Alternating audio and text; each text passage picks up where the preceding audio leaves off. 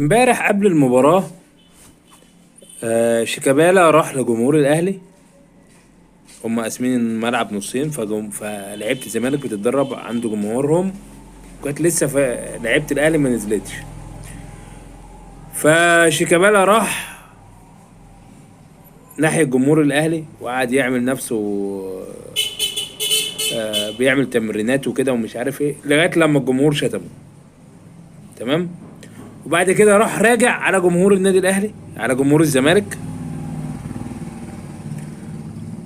بيوجه الجمهور ان يردوا على جمهور الاهلي. انا هحط لكم برضو الفيديو تشوفوه، يعني احنا هوريه لكم برضو.